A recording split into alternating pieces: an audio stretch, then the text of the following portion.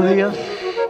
Vamos a dar inicio a la actividad de hoy. La actividad de hoy es organizada por la Cátedra Libre de Geopolítica y Energía del Centro Internacional Miranda.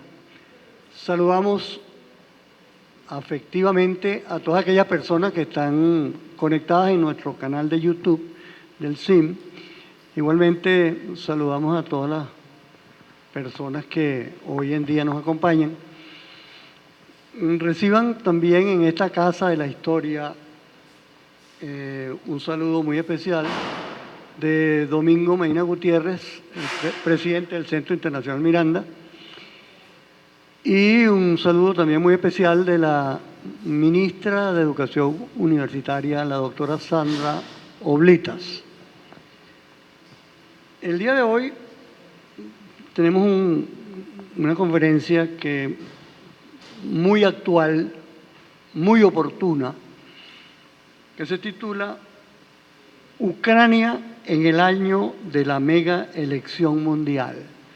Como pueden ver, son eventos importantísimos que influyen en la marcha de la geopolítica mundial. La guerra de Ucrania es un fenómeno extraordinario que está ocurriendo y que tiene que ver con el futuro de la sociedad en líneas generales, el futuro del ser humano. Pues uno no sabe hasta dónde puede llegar este terrible conflicto que puede hasta desembocar en una guerra nuclear, qué sé yo, algo terrible como ocurrió con la Segunda Guerra Mundial.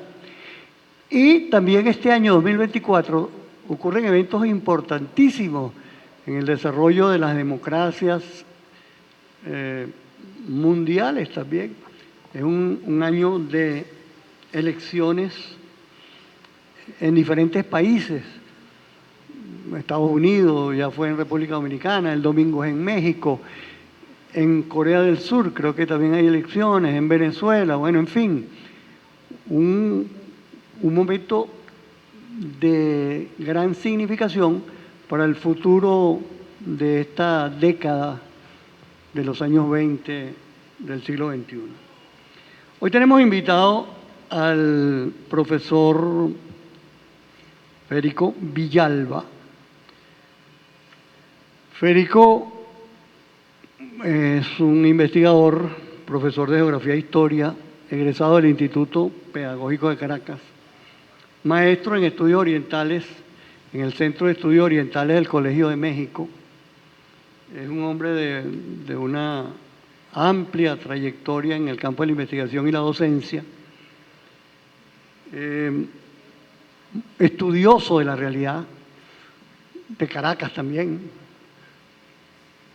de la realidad geopolítica nacional y con amplio conocimiento de espacios que tienen que ver con la economía a nivel universal.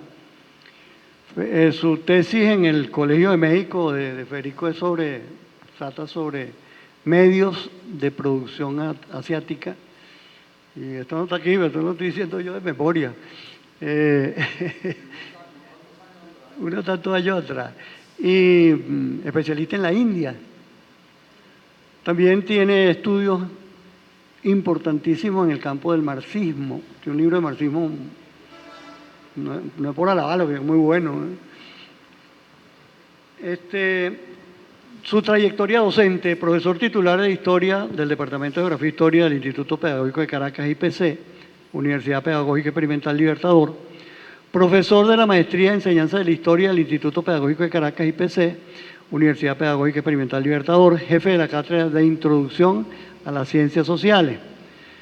Ha participado en eventos académicos como ponente y conferencista vinculados al estudio del modo de producción asiático, concepción inter y transdisciplinaria de la historia, nuevas miradas de los estudios de la historia local, coordinador del seminario al estudio del capital, y tiene entre sus publicaciones está El estudio del capital, el libro que les comentaba ahorita sobre marxismo, que es interesantísimo, el abordaje de la transdisciplinariedad de los procesos históricos, el estudio del tiempo histórico y la historia desde la insurgencia y nuevas categorías para el abordaje hacia la construcción de la ciudad comunal.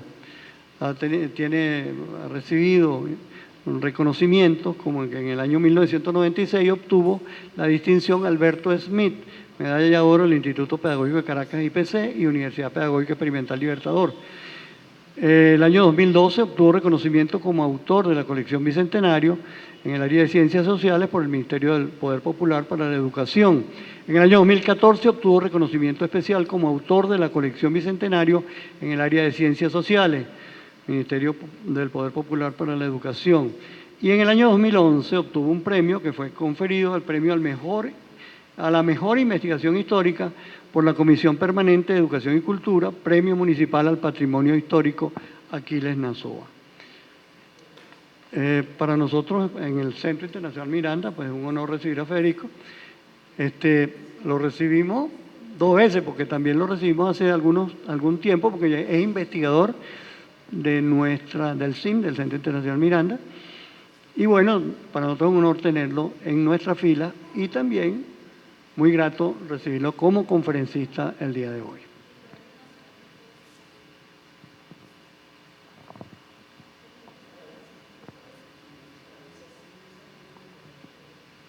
Buenos días. Yo tengo aquí a mi lado a Fernando Aspurua Gruber. Y marqué una distancia metodológica. Esas distancias metodológicas están estudiadas, pergeñadas, escritas bajo una disciplina que se llama semiótica, que a su vez forma parte de una ciencia que se llama semiología, que no está construida todavía. Tiene como 2 siglos que no se construye. Y Fernando cometió la osadía de escribir un artículo extraordinario, que nada más y nada menos que sobre la lectura, que yo lo tengo aquí en mis manos. Le voy a dar la fecha. Miércoles 15 de marzo del 2023. Y la primera palabra dice leer, coma, interpretar, coma, construir. Y al final la más difícil, la aspiración del hombre, pues, crear. Entonces, Fernando, sorprendido por el avance de las tecnologías y quejándose de las horas que él tuvo que pasar en una biblioteca buscando información, eso es más o menos la primera parte del artículo, habla de que existe una lectura chatarra, y la pone aquí en bastardilla, pues, lectura chatarra. Y alerta sobre la necesidad de aprender a seleccionar lo útil, interpretar, construir y crear a partir del conocimiento de la realidad. Aterrizamos ahí. Él dice que es un proceso que no culmina nunca. Está bien. Requiere de un tipo especial de lectura. Y esto es lo que nos trajo aquí. Un tipo especial de lectura que vamos a adoptar por ahora, la palabra semiótica y semiología, porque hay en proceso ahorita lo estamos viviendo, pues, un año electoral para todo el planeta. Y yo les traje algunos datos. Prescindí de otros datos por el motivo de la conversación, pero son datos que a mí me llamaron la atención por el nivel macro que tienen. O sea que no es casual y esto es algo planificado. El planeta, en este año 24, está siendo objeto, yo diría víctima, de un proceso eleccionario dirigido por el capital. ¿Y por qué se me ocurre a mí esta idea? Bueno, muy sencillo, porque ellos seleccionaron los países que van a elecciones y los que no van a elecciones. Cuando ustedes tienen un título ahí que se llama Ucrania, Ucrania no va a elecciones. Si ustedes quieren ratificar lo que yo estoy afirmando aquí, en el Correo del Orinoco de hoy, que está muy bueno porque para empezar hay un artículo de domingo que es fabuloso. Pueden revisar ahí las tesis sobre Feuerbach, ¿verdad? Y el pensamiento de nuestro gran alumno Rubén Reynoso, ¿verdad? Que está espectacular. Entonces, en el Correo del Orinoco de hoy, el presidente Putin, que sí fue a elecciones y fue electo, da unas declaraciones sobre la ilegitimidad del proceso electoral en Ucrania, señalando que el presidente tiene el periodo vencido. O sea, el presidente Zelensky tiene su periodo vencido y ahí debía gobernar en este momento la Asamblea General de Ucrania. Entonces él dice que ellos no pueden iniciar conversaciones sin un poder legítimo al lado. Eso lo dice hoy el presidente Putin. Entonces, precisamente Rusia o la Federación Rusa tuvo sus elecciones y el presidente Putin fue reelecto. E igual que Rusia, hay 100 países del planeta que están comprometidos en procesos electorales. 100 países. Si ustedes piensan en la ONU tiene 193 países, Eduardo. 193. Bueno, hay 100 países en elecciones. Y esos 100 países reúnen más del 50% de la población del planeta.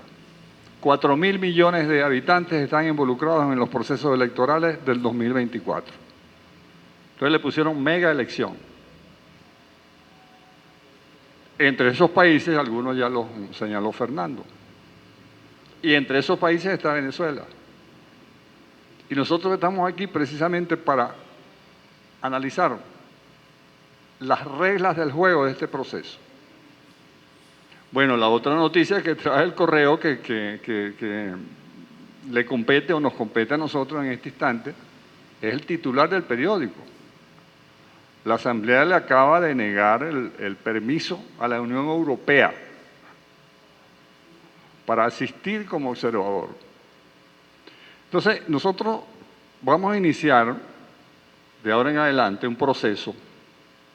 De eso lo hemos conversado con el montador oficial del reino, que es Javier, de la cantidad de materiales que tenemos para recoger. En primer lugar, si nosotros, como nos pide Fernando, hacer una lectura semiológica o un análisis semiótico análisis de un signo, pero un análisis semiótico es la distancia que yo tengo aquí con Fernando ahorita. O un análisis semiótico es lo que maneja Xavier. Es la cinésica, el experto en cinesia. O sea, Xavier es una de las pocas gente que puede ralentizar el tiempo. Nosotros no. Él lo hace con el cine. Entonces, el cine es un objeto semiótico. Y la distancia que yo tengo con Fernando es una distancia, ¿verdad?, decente. Si yo voy a aplicar un estudio sobre la distancia, eso se llama proximar. Es una disciplina creada a partir de allí. Es decir, sobre la proximidad o no proximidad del objeto, del sujeto, del signo y de todo lo que usted quiera, de los olores si quiere. Pues. Que por cierto, Fernando acá, ¿verdad?, nombra a uno de los grandes semiólogos de la humanidad, que se llama Roland Barthes. Y Fernando pone a hablar a Barthes, el semiólogo, y lo pone así, semiólogo, y resulta que Barthes dijo que, bueno, que ellos no pudieron nunca edificar la semiología. Hizo semiótica, pero Fernando lo pone en este contexto, no en contexto, en esta línea, ¿verdad? Fernando cita a Barthes diciendo que se puede leer un rostro, se puede leer una calle. Este cita textual, una ciudad. Pues yo puedo medir la distancia aquí que nos separa y en la medida en que nos acerquemos más, ¿verdad? También existe una semiótica y un signo para eso, y un signo y un significado, hasta crear un sistema. Los gringos, que son especialistas en tecnología, tienen las distancias medidas entre el operador, o sea, el locutor, en este caso yo, y el sujeto que tienen enfrente. Eso lo tienen medido en centímetros y en metros, y esto está medido también. Por eso es que yo me traje, ¿verdad?, un mapa geográfico de la semiótica, en donde usted se puede inscribir ahí, usted se puede meter, aquí estoy yo. Porque la semiótica, es decir, cuando usted ejerce un plan o estudia algo de la realidad, como decían los Robertos, usted corre el riesgo de hacer de eso una disciplina, disciplinar. Y eso fue lo que ocurrió con la semiótica. Yo tengo aquí un trabajo del otro Fernando, se llama Fernando Buenabad, que tiene 3 artículos. Y uno de los artículos se titula, el subtítulo es, fíjense, Semiótica de los votos. Los 3 trabajos son extraordinarios. Yo no los voy a analizar aquí, pero sí voy a señalar las categorías semióticas de las cuales él se ocupa, pues. De paso hay una buena noticia, yo no sabía, me enteré por el pie de la página, ¿verdad?, que Fernando Buenabad, que la gente piensa que es mexicano, él es argentino y vive en México, ¿sí? Él fue el único que se ha atrevido aquí a decirle a Chávez que cantaba feucho. Le aplicó una semiótica, pues. Entonces, aquí aparece como rector internacional de la UICOM, o sea, la Universidad de las Comunicaciones, la que dirige Tania Díaz. Es una buena noticia tener como rector internacional a Fernando Buenabad. Es el segundo Fernando. Tiene 3 artículos que se titulan Cantidad y calidad en la voluntad electoral. Lunes 22 de abril de 2024. Y el subtítulo, repito, Semiótica de los votos. Entonces, yo me ayudé para hacer ese mapa, esa geografía. Como yo soy profesor de geografía, a nosotros nos encanta un mapa porque el mapa, igual que dice Barthes, el mapa habla. Usted lee un mapa y a uno le enseñan a leer el mapa. Porque el mapa no es fiel expresión de la realidad, el mapa es expresión de una medición que se hace, de una proyección, ¿verdad? Entonces, lo mismo ocurre con cada una de estas disciplinas que se suponía que iba a ser teorizada, se llama semiología, y resulta que la semiología no existe, no existe. Yo seguí indagando con relación a Barthes. Pues Barthes es delicioso. Barthes, por ejemplo, para cine es extraordinario. Para esto que se llama Fernando aquí, bueno, Fernando, él tiene un título dedicado a la cámara. Él trabajaba con cámara. Era fotógrafo, pues. Fotógrafo de valía. Pero él escribió un libro sobre la cámara, la cámara lúcida, entre las tantas obras de Barthes. Pero yo encontré una cita de otro semiólogo francés del año 1964, donde, bueno, entre paréntesis, ubicar al autor, ¿verdad? Barthes sobrevive hasta finales del siglo XX, 1980 por ahí murió Barthes. Entonces hay una cita de Barthes del año 64 que aparece en un estudio que él hace, publicado por esa serie llamada Comunicaciones. Son estudios semiológicos.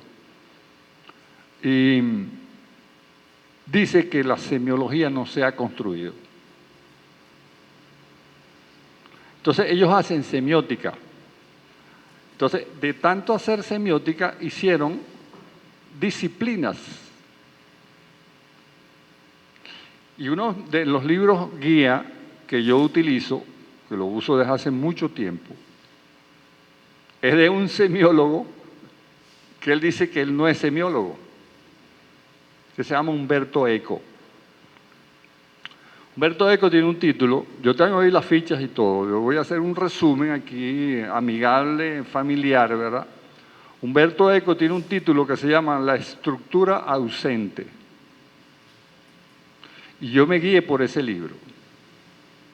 Porque él dice que antes de comenzar, bueno, la estructura ausente y pone como subtítulo Ensayo sobre semiótica. Es un ensayo sobre semiótica. Como Humberto Eco coquetea con el marxismo, y ahí voy a entrar en teoría, él dice que para hacer un trabajo sobre semiótica se necesita definir la ciencia. Entonces él comienza el libro con un planteamiento donde señala las distintas disciplinas hasta llegar a no ser disciplinas, sino a constituir un campo, una geografía, un mapa. Ese mapa que él señala ahí tiene como 7 páginas. Yo la reduje a 2, 3, ¿verdad? Láminas. Entonces ahí aparece de todo. Yo se lo entregué a Xavier, para que ustedes le dieran, pues, se retrataran en ese mapa. Porque Humberto dice que él no va a dar el paso de estudiar semiología si antes no define la ciencia. Porque si no va a caer en el mismo terreno y lo que va a hacer es pura semiótica. Entonces aquí esta semiótica, la semiótica de los olores, de los sabores, ¿verdad? Y se han hecho estudios semióticos tan fuertes, tan duros, que penetran la intimidad de la persona. Usted va a encontrar en ese mapa una semiótica del sexo, e incluso una semiótica del sexo que está imbuida de la psicología, del psicoanálisis, ¿verdad? Y ahí estudian de todo. Es decir, no me voy a explayar en esto porque yo no vine aquí a hacer chistes hoy, pero sí suena chistoso el decir que, por ejemplo, dentro de esa semiótica están los olores, los sabores, ¿verdad? Todo lo que usted haga, esto que estoy haciendo yo aquí, esto, aparece dentro de la semiótica, dentro de este mapa semiótico, con un ejemplo que es los gestos napolitanos. Usted lo conoce, pues nosotros lo usamos, pues esto. Esto es semiótica. Y los gestos napolitanos lo que está diciendo Fernando, ¿eh? Entonces hay un ejercicio dentro de esa semiótica de un alcalde que habla 3 idiomas. Entonces lo grabaron hablando yiddish, o sea, judío, hablando italiano y hablando inglés. Y entonces de pronto le quitan el sonido y con los gestos del alcalde dice, ese está hablando italiano, ese está hablando judío. Y lo detecta. Entonces la semiótica ha servido para eso. Bueno, Fernando Buenabad, el otro Fernando, ¿verdad? Campañas de las campañas. Ese es un título semiótico o semiológico si vamos a hablar en teoría, si vamos a teorizar, ¿verdad? Entonces, ¿a qué llega Humberto Eco al final del libro? A decir que él tuvo que negar la estructura, porque él no iba a proponer una estructura ahí hasta que no la descubriera, entonces la dejó ausente. Y una de las cosas básicas de toda semiología es la estructura y el sistema, como ya veremos a continuación, que es el tercer Fernando, que ese sí es ¿cómo se llama? Un intelectual completo, ¿no? Y en Saussure me voy a quedar un rato. Pero vamos a terminar con Humberto Eco. Humberto Eco llega al final de un libro que tiene como 400 páginas a establecer lo que es la filosofía de la semiótica dentro de lo que llama el método dialéctico, que es el hilo conductor de todo el trabajo. Por eso que yo dije hace rato que él coquetea con el marxismo. Entonces, él hace la introducción a la semiótica con el método dialéctico. Pero increíblemente a Marx le dedica media página en todo el libro. Pero esa media página es suficiente para establecer que Marx no hizo semiótica, sino que hizo semiología. Creó categoría, no disciplina. Instauró un método y puso ejemplos semióticos y semiológicos en donde un significado que viene de un significante puede ser las dos cosas al mismo tiempo. Pero Marx no trabaja esas categorías, sino que Marx en ese momento yo pensé que estaba trabajando con lo que era la circulación de mercancía. En la circulación de mercancía, Marx utiliza la categoría metamorfosis. Trabaja con una primera letra, que yo la puse en mi primer proyecto que ya desarrollamos y terminamos felizmente con el centro, ¿verdad? Nosotros estamos ahorita en el proyecto Ucrania. Y viene a colación no por el proyecto, sino por la cuestión electoral.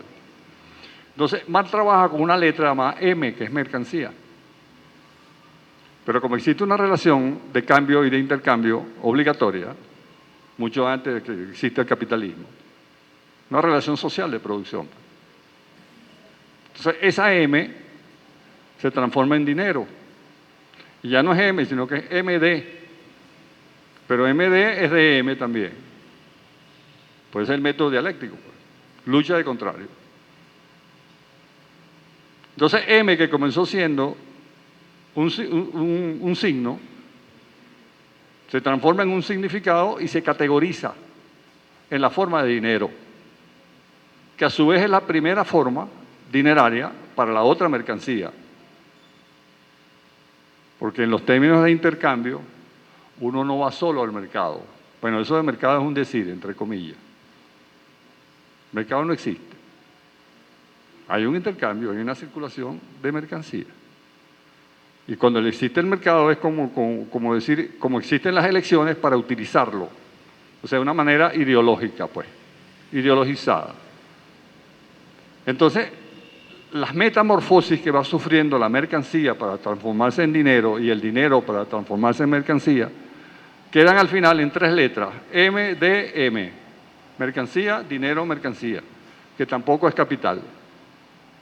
M, D, M. Con esa MDM se producen, o en esa MDM se producen dos metamorfosis de la mercancía. Una primera metamorfosis para transformarse en dinero y una segunda metamorfosis para volverse a transformar del dinero en mercancía y así seguir el proceso hasta que se invierte la ecuación dinero, mercancía, dinero. Es la metamorfosis del capital. Pero Marx no se queda ahí. Marx hace un uso metafórico y crea una filosofía a partir de una transición entre la larva, la crisálida y la crisálida oro, para explicar esas letras. Y eso a su vez lo conecta con el llamado fetichismo de la mercancía y su secreto, que es finalmente lo que uno vive aquí actualmente. La mercancía como fetiche, eso está muy bien estudiado por casi todos los semióticos que se dedicaron a eso, pues. Y entre ellos está Fernando Buenabad. Cuando usted revise los 3 artículos de Fernando, en uno de ellos incluso él se queja de que las campañas electorales no llevan el plan que el pueblo quiere, pero los problemas álgidos no los llevan a las campañas electorales, y cita 2, y uno es la lucha de clase. Dice que eso no está presente en las campañas. Insisto, no voy a entrar en este material que es muy denso, porque voy a pasar a leer a un tercer Fernando, un poco apurado acá, ¿verdad? Que es Fernando de Saussure, conocido como Ferdinand de Saussure. Muy estudiado, por cierto, por el otro Fernando que tengo al lado, ¿verdad? Bueno, me declaré aficionado a Ferdinand de Saussure. Ferdinand de Saussure nació en 1857 y murió en 1913 en Ginebra. Su vida transcurrió entre Ginebra, un tren rápido, yo no sé, Fernando, si todavía está ese tren ahí, un tren bala de Ginebra a París, y regresó porque él se enfermó 2 veces, la segunda enfermedad se murió en el 13. Ese es un año para mí muy significativo que algún día vamos a resemantizarlo. Saussure murió en el 13, en el momento en que Marx está redactando la introducción a la crítica de la economía política. O sea, Marx está atrás, con todo su método, su epistemología, su marco teórico. Y Saussure está en su apogeo entre 1857 y 1913. 1857, introducción a la crítica de la economía política. Pero Saussure inventó, creó, montó, ¿verdad?, entre Ginebra y París, unas lecciones de lingüística. Unas lecciones de lingüística que incluso él las escribió, pero no se publicaron, sino hasta después de su muerte. Él murió en 1913 y en 1916 sus alumnos dilectos publicaron las lecciones bajo el título de Curso de Lingüística General. Ese es el libro que uno... Yo, por cierto, lo tengo perdido, Fernando. Sí, está publicado por Losada. Curso de Lingüística General. En ese curso de Lingüística General, Saussure, este es el párrafo que voy a leer a continuación, define lo que es la semiología como parte, y podemos hablar ahorita con mucha claridad con lo que él dice acá, de las ciencias sociales, la llama ahí ciencias humanas, pero introduce 3 elementos que son claves en este momento para cualquier análisis. Porque uno de ellos yo lo veo que aquí no está funcionando, que es el sistema. El otro es la estructura. Y el otro es un pensamiento dialéctico, que son las contradicciones. Establece también 2 elementos para la investigación: sincronía, diacronía, y el encuentro entre las dos, sincrónicas y diacrónicas. La diacronía no es más que la historia, y no voy a seguir hablando, voy a hablar a Saussure. Sí, claro, porque ya, ya estoy, ¿cómo se llama?, analizando mucho. Y vamos a dar la palabra al precursor, pues, ¿verdad? Dice Saussure: se puede, pues, concebir una ciencia que estudie la vida de los signos. Ciencia que estudie la vida de los signos en el seno de la vida social. Ciencia que estudie la vida de los signos en el seno de la vida social.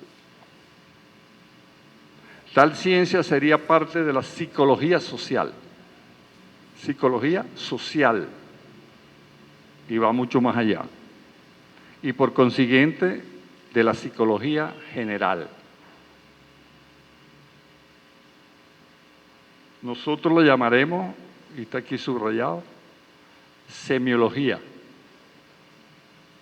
Y pone entre paréntesis, del griego semeión, esa es la palabra clave, semeión es signo. Entonces él pone, del griego semeión, signo, así aparece. Y así la cito. ella nos enseñará, la semiología nos enseñará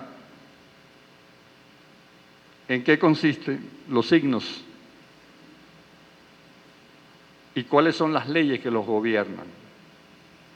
O sea, por ejemplo, la existencia de un signo dentro de un sistema y cómo forma parte de ese sistema y en qué medida se interconectan con los demás elementos del sistema, que es lo que estoy criticando en este momento, que no estamos funcionando de esa manera, ¿verdad? Puesto que todavía no existe, fíjate, todavía no existe la semiología, ni él tampoco lo hizo, ¿verdad? No se puede decir lo que ya será. Esta cita está cortada, porque realmente la cita es más larga, donde él agrega que, bueno, existirán leyes que servirán para la humanidad, para lo social y tal, dentro de eso. Da los elementos teóricos para que se construya, pero no estaba interesado en ese momento en eso. ¿Por qué Saussure se queda sin publicar y sin construir la semiología? Porque él se dedicaba a otras cosas, que sí las escribía en cuadernos. Se descubrieron más después de la muerte de que le registraron los papeles, y eso ocurre con mucha frecuencia, que le registran la biblioteca a la gente. Encontraron 100 cuadernos. Y en esos 100 cuadernos hay de todo. Así como una semiótica, pues. Y entre esos cuadernos, a mí me llamó la atención un cuaderno que está dedicado a hacer eso que llamamos nosotros, que llaman en matemáticas capicúa, ¿verdad? Leer para atrás y para adelante, palíndromo, ¿verdad? Bueno, entonces él se dedicó con los nombres de los alumnos a hacer anagrama, y así lo tituló. Entonces hay un cuaderno de que se llama anagrama. Eso está publicado. Llegó un francés, como siempre ocurre, y agarró el cuaderno, lo estudió y publicó. Un título parecido, así como decir, las campañas de las campañas. Él le puso las palabras de las palabras. Yo te traje la ficha, Fernando. Porque, entre paréntesis, el especialista aquí es él y no yo. El de la especialidad es el señor y no yo. Yo soy un aprendiz.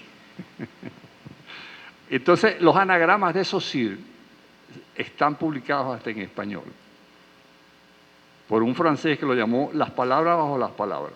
Cuando se tradujo al español, fue en el año 96, lo publicó una editorial española, creo, Gediza, española. Gediza lo tiene publicado en el 96, Las palabras bajo las palabras. Bueno, entonces, va echando el carro de la historia atrás, a cuando Saussure se crió en Ginebra. Resulta que desde pequeño yo lo califico como una cualidad innata en él, que era aprender de todo. Y en ese aprendizaje de todo comenzó por la lingüística, pero no la lingüística anglosajona, sino la lingüística de la India. Muchas cosas que me han dejado sorprendido. Y entonces él le entra primero a la lingüística por la vía de las vocales indoeuropeas. Y de esas vocales indoeuropeas se dedicó a estudiar las AES o las A. Creo que son 2 o 3 A. Y al mismo tiempo se puso a estudiar en Alemania el sánscrito y descubrió cantidades de cosas en el sánscrito, que es la madre de casi todas nuestras lenguas, ¿verdad? E incluso estudió tanto el sánscrito que yo, que estudié un poquito de sánscrito, nosotros nos dieron sánscrito un semestre, nos decían que lo más difícil, y es así, son las declinaciones. El latín tiene 6, 7, 8 declinaciones, el sánscrito tiene 10.000 declinaciones. Bueno, él hizo su tesis doctoral sobre una declinación del sánscrito y tenía 24 años. O sea, era un tipo extraordinario, ¿no? Y por eso sus alumnos lo querían tanto. Pero lo vamos a dejar a Saussure hasta aquí, ¿verdad? Quise hacer este paréntesis con Saussure y veamos ¿Por qué Ucrania? Ya dijimos que Ucrania no va a elecciones. No va a elecciones porque tiene ley marcial. Bien. Estados Unidos va a elecciones. Algunas colonias de Estados Unidos van a elecciones. Si usted agarra un mapa mundi, usted va a encontrar posesiones de Estados Unidos en todo el planeta. Era lo que Gloria calificaba en uno de sus artículos como imperialismo. De ese conjunto de colonias que Estados Unidos tiene en Oceanía, votan 4 o 5. Entre ellos Guam, las Marianas, van a elecciones. Samoa, Timor, va a elecciones.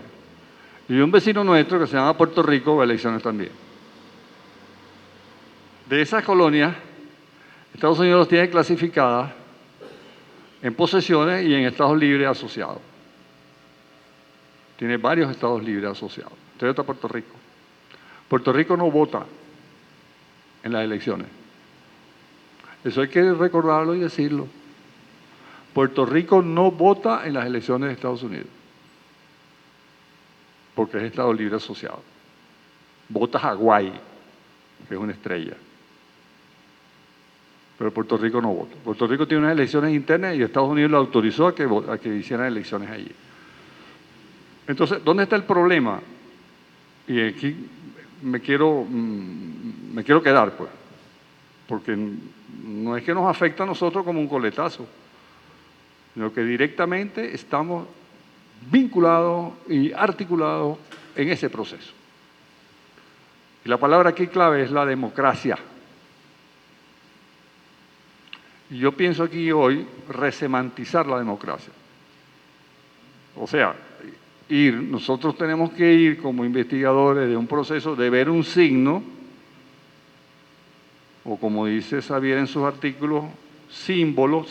Tú manejas signo, símbolo y simbología. Aquí estamos manejando signo, semiótica, y la ciencia de arriba, semiología, los principios teóricos. ¿Para llegar a qué? Para llegar a otro significado que la gente conoce como semántica, pues. Pero eso es una semántica que no puede quedarse allí, sino que hay que registrarla, analizarla, desarticularla, desmontarla, como veremos al final con Chávez, ¿verdad? Desmontarla para transformarlo en una semántica. La semántica que está corriendo el mundo, que el capitalismo en su versión imperialista ha alienado, ha asumido y la tiene como bandera en este momento, es la palabra democracia. O sea, ellos vienen por una restauración democrática, con un código, o sea, con un instructivo. La democracia forma parte, sí, la democracia tiene el perfil, las categorías del modelo que yo estoy defendiendo. Es como si estuvieran, como yo le escribí una vez a Fernando en el primer proyecto, ¿verdad? Porque Davos, en una de las marcas, ordena resetear, que en inglés es el reset, ¿verdad? Ahorita están reseteando al mismo tiempo que bombardean en lo que se conoce como una guerra híbrida, que es la parte esa de Ucrania. Nosotros manejamos ahí la guerra híbrida y la proxy war. Entonces, un modelo democrático que tiene su origen siglo XV, siglo XVI, sin ir a Grecia, pues, con Demos, sin ir a Grecia. Si usted hace un corte en la historia europea, se encuentra con un individuo que aquí lo usaban como los revolucionarios para el escondido, llamado Montesquieu. Y a uno le enseñaron lo que era el espíritu de las leyes de Montesquieu, ¿verdad? Resulta que Montesquieu aplica esta categoría y es uno de los primeros que en Europa hace la división clásica de los poderes, pues. Poder ejecutivo, poder legislativo, poder judicial. Ese es Montesquieu. Ese es el esquema democrático. Después de Montesquieu es que viene la Revolución Francesa con ese modelo, ese diseño democrático de la Revolución Francesa que nos vendieron. Voy a dar un salto hasta el siglo XIX en Estados Unidos con Lincoln, porque Lincoln establece como los tres principios de la democracia son gobierno del pueblo, por el pueblo y para el pueblo. Cuando dijo eso y suprimió la esclavitud, lo mataron en un teatro, ¿no? Hicieron un atentado y lo mataron. Lo eliminaron. En ese proceso de eliminación con que anda el imperialismo de hoy, que ya no se puede hablar de capitalismo, imperialismo puro, ¿verdad? Que nosotros podemos resumir en OTAN, Estados Unidos, viene todo este planteamiento de resetear los procesos y crear nuevas normas, se llaman lawfare, que no es más que una derivada de una ley de guerra, pues, lawfare. Eso es lo que vienen montando sobre la marcha. Y dejan unos países a los lados, otros en stand-by, y lanzan toda la caballería encima sobre Venezuela. Porque Venezuela no es que es el laboratorio, ¿no? Venezuela es el bien más preciado que tiene la naturaleza del mundo. Por todo, por su gente y por todo. Pero además, a Venezuela se la están disputando China con la ruta de la seda y el modelo imperial, con lo que tiene adentro. Y yo creo que esa batalla la está ganando Estados Unidos. Esa es otra cosa para discutirla.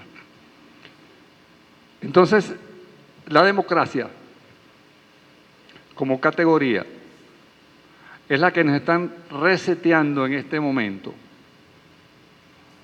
E incluso han elaborado un catálogo para que Venezuela cumpla con esas normas.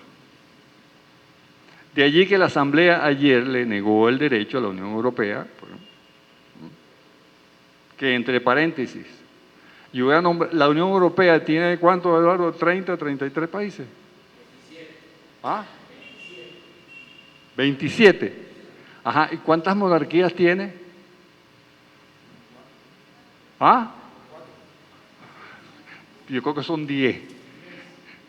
No van a elecciones. El Reino Unido no va a elecciones. No, yo estoy hablando de la Unión Europea, de Europa. Ajá, entonces hay 10 monarquías que no votan. Y hay algunas que la gente ni siquiera, por ejemplo, Suecia, la gente cree que es una democracia, es una monarquía. Bélgica es una monarquía. Es una monarquía. ¿Ah? Suecia la nombré. Pero yo voy a seguir nombrando, porque yo me la sé. ¿Ah? Dinamarca es una monarquía. Nosotros tuvimos sentados en la mesa de negociaciones a una monarquía que nos daba clase de democracia. Oslo. Lo llaman Oslo, pero Oslo es la capital, pues. Es Noruega. Bueno, ese es el motivo de mi estar aquí, pues. Tener, porque eso se conecta con el problema de la Guayana Esequiba. La misma, ¿verdad? A mí me dio una lástima las 70 y pico de cajas que Delcy perdió. Una lástima, porque lo necesitamos para papel aquí. Porque ellos no van con eso. Entonces, las elecciones nuestras no son unas elecciones que nosotros tenemos el mejor sistema del mundo. No, nada que ver. Ustedes pueden tener el mejor sistema del mundo, pero si ustedes no siguen estas reglas. Y la primera regla que montaron fue, bueno, la candidata, que María Corina todavía puede ser presidenta del país. Claro. Hipotético, usted tiene que manejar hipótesis. Una de las formas democráticas por las cuales Estados Unidos se ha instalado en los demás países, incluyendo Brasil, es por la vía de la vicepresidencia. A Dilma le montaron un vicepresidente. A Correa le montaron un vicepresidente. Lo montaron. ¿verdad? Y llegaron por esa vía. Esa es la vía que en Ucrania yo estudio a través de una categoría que yo no la creé, que la creó uno de ellos, que se llama Gene Sharp, que es la revolución de los colores. Nosotros estamos ahorita dentro de ese manual de Gene Sharp, que está resumido en quinquenio, pero que es un manual que sigue vivo. Revolución de colores. Entonces, no puede entenderse el problema de Ucrania solamente por la ley marcial y que hay una invasión rusa. Todo eso es mentira.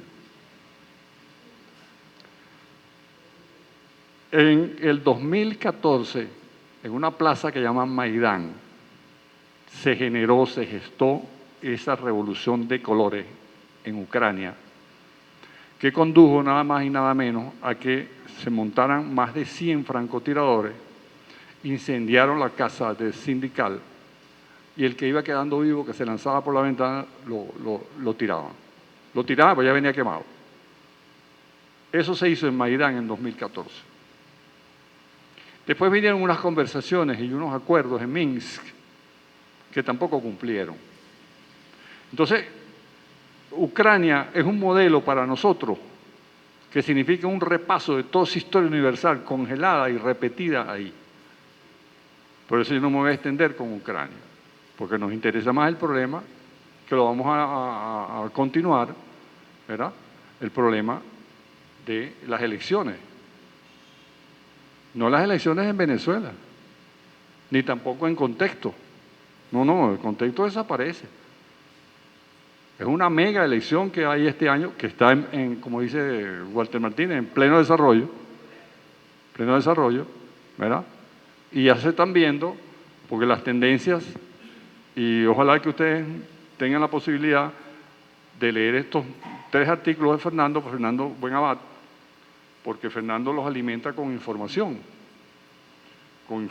¿verdad? Señalando las tendencias que se están imponiendo en el planeta. Ya ustedes saben cuál es la tendencia que se está imponiendo en el planeta, pues. Y están ganando elecciones. Acaban de ganar Panamá. Y así uno va cantando, pues. Acaban de ganar Panamá. Increíble, ¿verdad? Un país, para mí, Panamá es la Polonia de América Latina. Y acaban de ganar las elecciones. Yo no voy a entrar aquí a analizar el caso Milei porque eso para mí representa un estudio de casos. Eso no es casual. Ni Milei, ni un loco, ni nada de eso. Xavier recibió uno de los cuadernos del quinquenio, donde aparece la reunión que ellos tuvieron en México, un cartelón, ¿verdad?, de la derecha que se reunió en México en el 22, por ahí, y aparece María Corina Machado, de Venezuela, y aparece Milei de Argentina, y aparecen líderes cubanos, en fin, ahí está la lista. Aparece Kast, de Chile, que es el próximo presidente de Chile, montado, pues. Entonces, bueno, yo no sé bueno, me quedó lo más importante. Cuando Hugo Chávez se presentó en la Plaza Caracas se presentó como candidato presidencial, llevaba un programa en la mano que es este, ¿verdad?, de fecha de junio. Entonces yo sí quiero leer aquí cuál es la semiótica de Chávez, para que ustedes la vean. Y la semiótica de Chávez.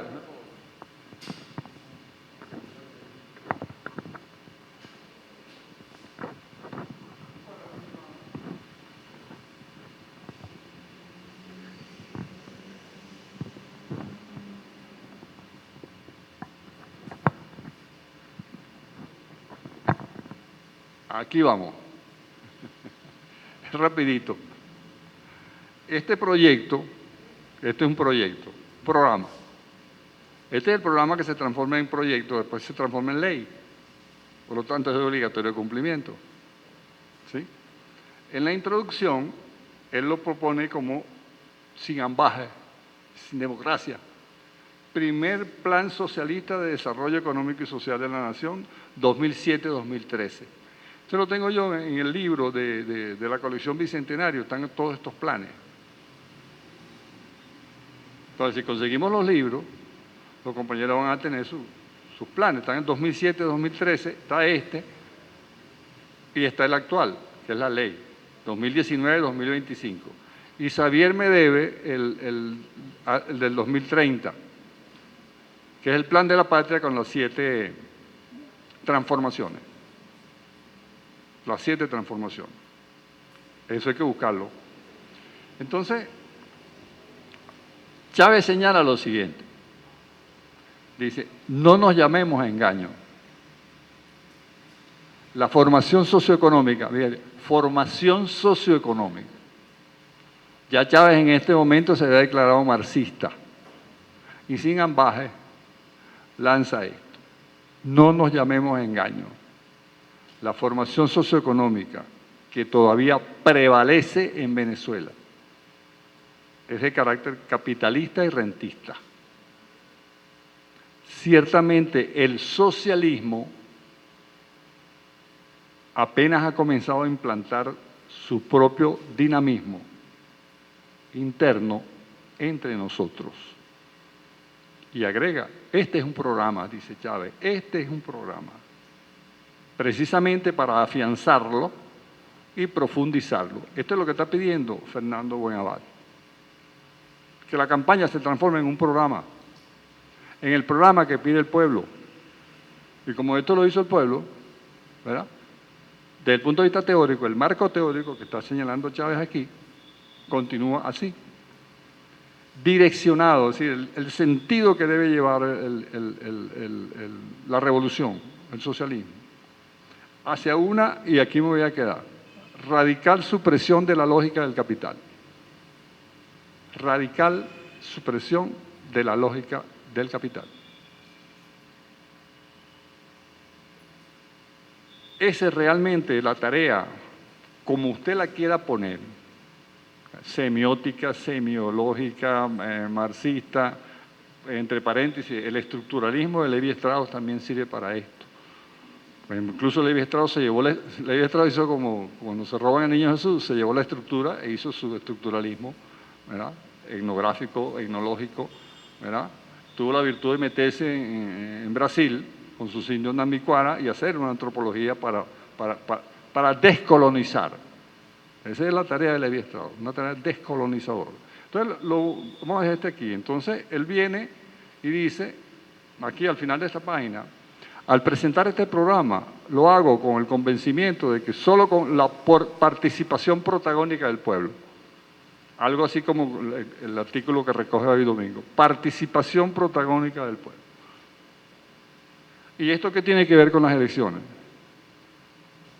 Y aquí termino con mi propuesta. Uno siempre tiene que llevar una propuesta.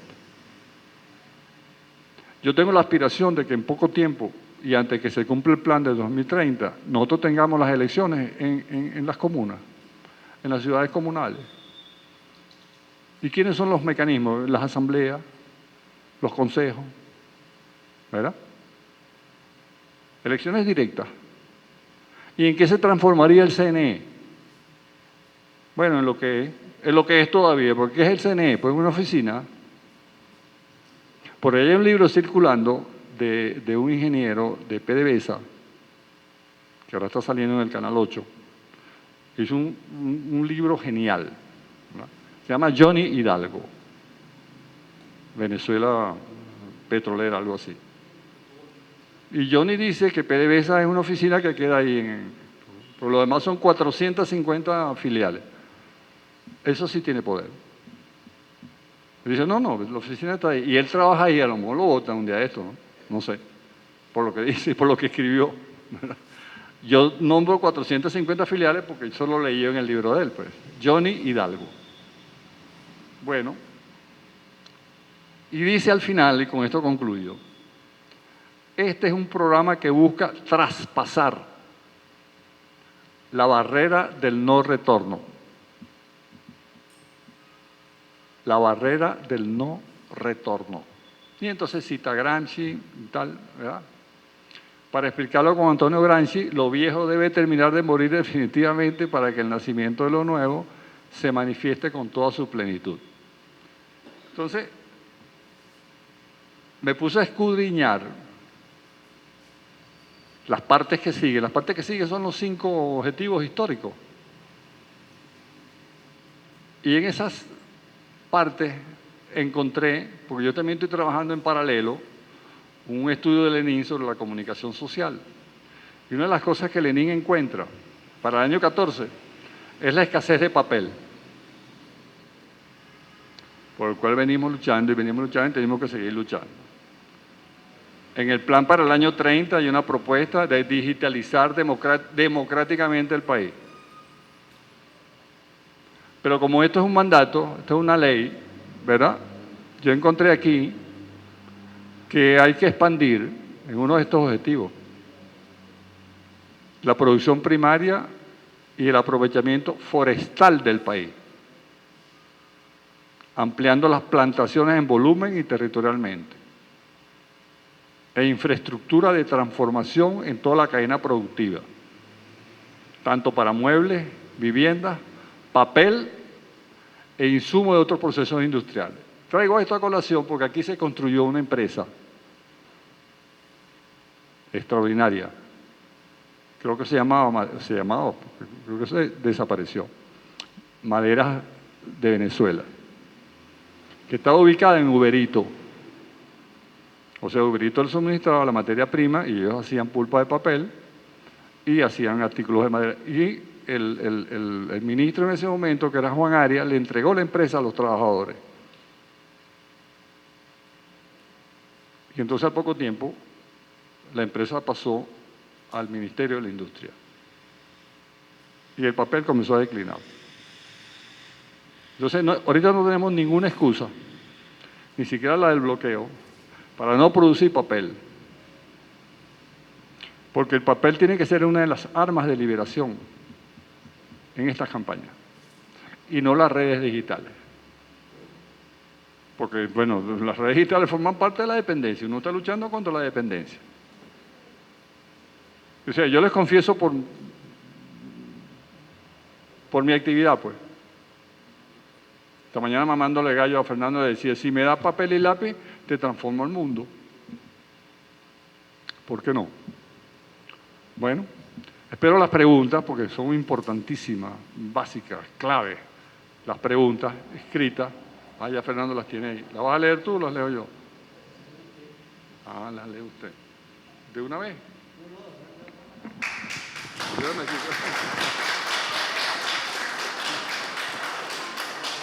Estoy estudiando la pregunta ahí. Bueno, recordamos que según la dinámica nuestra, de nuestras actividades, la participación de los presentes a través de preguntas escritas. Agradecemos a todas aquellas personas que han hecho su interrogante. Yo quería comentar algo rapidito. A propósito de la parte semiológica, que el ser humano es un lector permanente de la realidad. Es un semiólogo. Es un hermeneuta, como dicen, un intérprete. Entonces, ahorita recordaba, hay un sociólogo importantísimo, Alfred Schutz, vienés austriaco. Él decía que el ser humano, al interpretar la realidad, es un sociólogo en estado práctico. Yo le agregaría un poquito aquí también, no solamente es un sociólogo, sino es un historiador de la actualidad. Y fíjense lo importante que es leer la realidad actual, leer lo que pasa en Ucrania, lo que pasa en Gaza, lo que pasa en este país, lo que tenemos, lo que se nos viene. Y quiéralo uno o no, de acuerdo con la inquietud de cada quien, el ser humano corriente se preocupa por interpretar la realidad cotidiana. Es un filósofo de lo cotidiano también. Es un observador participante porque es miembro de la sociedad y a la vez la interpreta. Es un semiólogo por naturaleza. Entonces es importantísimo leer esas realidades de lo que pasa en el mundo, ¿no? Bueno, ahora dejo a Federico con su pregunta. Él la está organizando.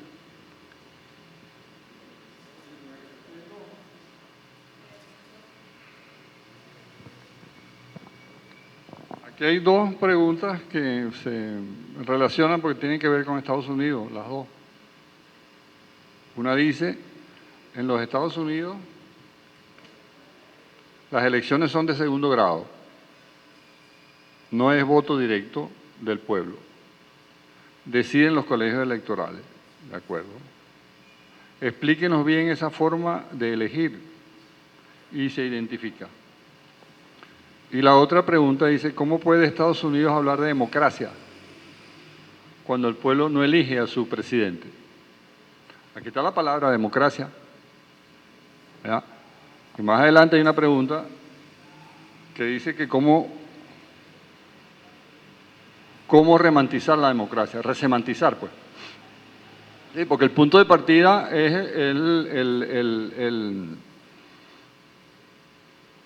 el sentido, la definición, el semantema, le dicen algunos, ¿verdad? Es el significado, ¿verdad? Y cuando usted va a hacer un procedimiento, como por ejemplo aquí se puso de moda un tiempo, en los 80, un semiólogo, semiótico y muy agradable francés llamado Jacques Derrida, que algunos decían Derrida, yo estuve verificando y es Derrida en todos los títulos. Bueno, en los títulos no aparece el acento. E incluso encontré ayer o antier buscándolo otra vez, ¿verdad? En Derrida, tiene un trabajo llamado Los espectros de Marx, donde él defiende el marxismo. O sea, no que defiende el marxismo, defiende los ataques que está sufriendo Marx en Europa porque a Marx lo atacan por todas partes, para descalificarlo y dejarlo allá. Bueno. Entonces, Derrida, en vez de la palabra resemantizar, utiliza la palabra deconstruir, que algunos extienden un poco y hablan de desconstrucción. Y ese es un movimiento deconstructivo de tal naturaleza que yo me encontré que llegaba a los restaurantes españoles. Hay un restaurante en Barcelona que deconstruye la comida. ¿Sí lo sabía? Bueno, deconstruye la comida. O sea, agarra la comida y descompone los elementos, los resemantiza, voy a utilizar los dos términos, deconstruye la comida, ¿verdad? Descompone los elementos, sin descomponer los olores y sabores, manteniendo la misma estructura, ¿verdad? Y por arte de magia, el nuevo alimento tiene otra expresión sin usar otras cosas. Debe haber alguna magia allí en el sistema y en la estructura. ¿Cómo resemantizar la democracia? Destruyéndola, o sea, destruyéndola vocalmente, pues. ¿Y qué proponemos? Bueno, nosotros tenemos aquí asamblea, CONU, consejos comunales, ¿verdad? Tenemos ciudades comunales. Usted se imagina una elección en la ciudad comunal, Ciudad Caribia, ¿verdad? ¿Quién le gana al cura, cómo se llama? Nadie le gana, autoridad única, pero él no ha sido electo. Entonces, elecciones tipo NUMA, hay que estimularlas en este país. Y nos quitamos de encima ese aparato del Estado con ese poder que lo que hace es gastar dinero y nadie nos reconoce en el planeta. Porque la mejor democracia es la democracia modelo y que es la de Estados Unidos. No sé si ellos rasparon a Lincoln y le quitaron todos los demócratas que tenía, ¿verdad? Y entonces, ¿en dónde la dejaron? Aquí en la pregunta. Esto es una pregunta que es respuesta. Que es muy clara, pues. En los Estados Unidos las elecciones son de segundo grado. No es voto directo del pueblo. Deciden los colegios electorales. Pero no solamente que deciden los colegios electorales, que cada estado tiene una representación electoral. Entonces tienen un estado que manda sobre todo y es el más pequeño.